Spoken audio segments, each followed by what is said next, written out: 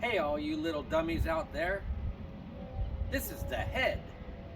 Big, cold-blooded dummy. What we got here today is we're going to be doing fork gators on the Moto Guzzi. But first, we're going to get the bike all jacked up in the air.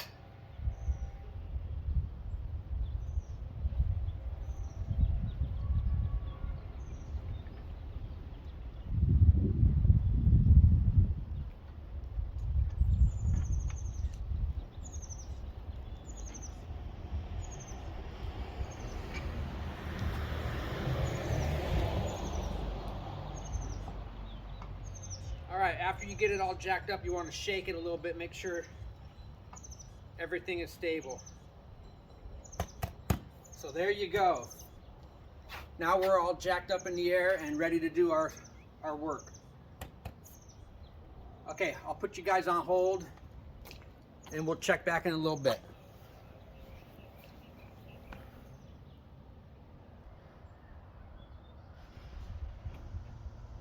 Okay, dummies, we are back. So we got the front wheel off. And so what you do to get the front wheel off, before you jack the bike up in the air, take off the two caliper bolts right here. Let me see if I can get in here. There's two caliper bolts. You want to loosen those up and get them almost all the way out, but leave them still connected. And those are those two caliper bolts down there. Okay. Then what you want to do is then you want to get the front end jacked up in the air. And because we're working with a 16-inch front wheel, in order to remove the actual caliper itself, you're going to need to pull the retaining clips and the pins and the little keepers so that you can pull out the brake pads. Okay, so what that does is that gives the caliper a little bit extra wiggle room so that you can maneuver the caliper out from behind the wheel. Once you get the caliper out, you can just stow it up on top of the cylinder head using it like a rag. Okay, then you can finish pulling out the axle, and you have to unloosen those two Allen bolts, and then you can pull out the main axle, and then the wheel just drops right down. Okay, so the next step to get these fork gators on here is I'm going to go ahead and I'm going to take off the front fender and the fender mounting bracket. And what that will do is that will allow me to do each fork tube separately. And then what I can do is I can get in here and I can unloosen the upper and lower triple tree bolts, and that will loosen up the fork tube, and then I can slide each fork tube down separately, and that way all the headlight components and everything will stay intact because it'll be held in place by the other side. So we're gonna do one side at a time. Okay, dummies, I'll put you guys back on pause and then we'll catch up with you in a little bit.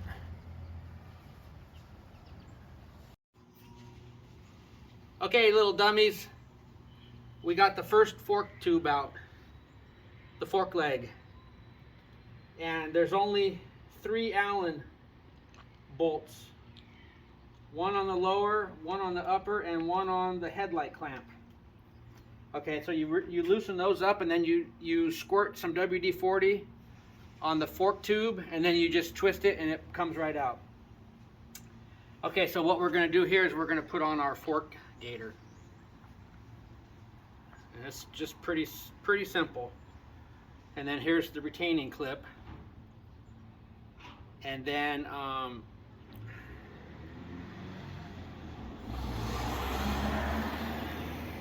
that just goes on like that. And I'll wait until later until I get everything back into position before I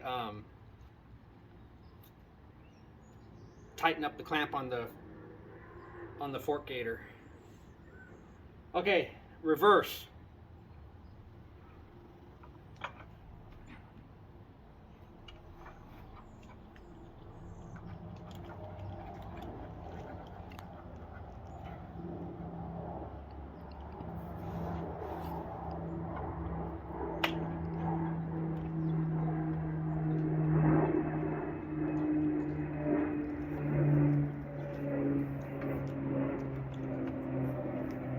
Okay, we'll come back at you. We're going to pause you guys for right now.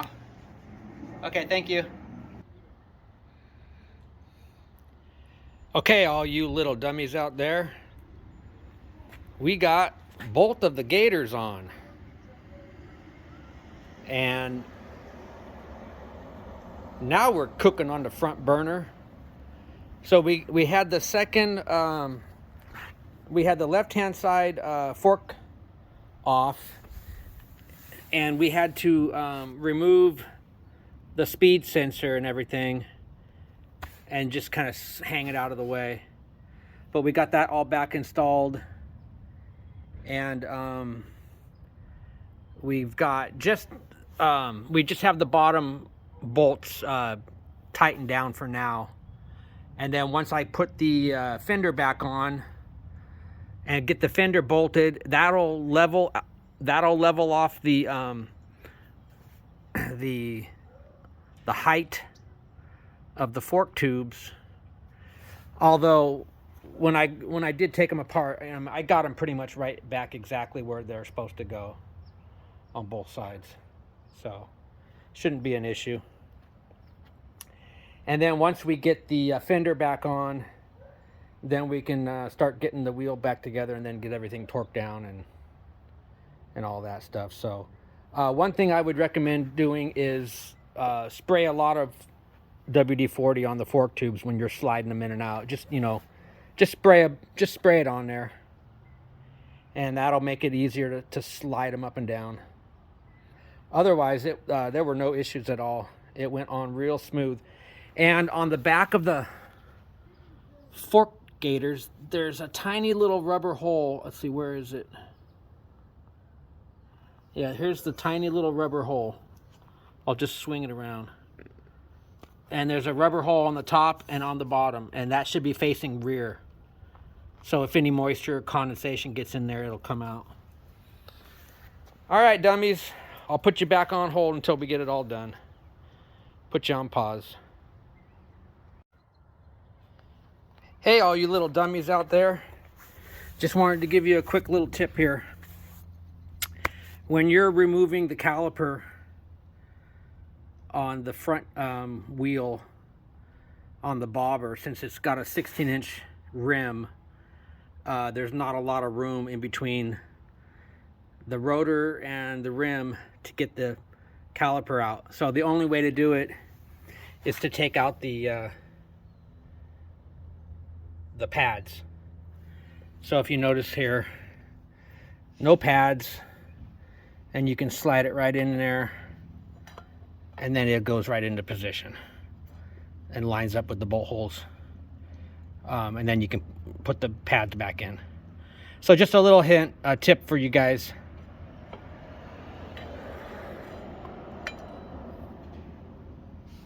Okay, I'll put you guys back on pause. Hey, all you little dummies out there. This is the head, big, cold-blooded dummy. All right, guys, we got everything all put back together, and we got the fork gators on the Moto Guzzi V9 bobber with the Centenario package. So everything went smoothly, and I just got done washing the bike, and I left these kind of open a little bit to let the water kind of drain out and dry a little bit, but then they just go kind of down over the fork. Alrighty, guys, so we are pretty much done with all the mods that we were going to do to this bike. So that was the last item that we had on the books. And you know, it looks a lot better, I think, in the front, because it kind of hides those skinny little you know, chrome fork tubes, and also it'll give some protection. Now the V7 Stone, you know, comes factory with those fork gators, so I don't know why they don't put them. They should just put them on the V9, because it looks so much better. But anyways, big shout out to the pit bull guys, because I couldn't have done this job without the front and rear pit bull paddock stands. So that turned out pretty nifty. And let's see, what else are we doing to this bike? I've got some ideas for some custom license plates I'm going to put on this thing.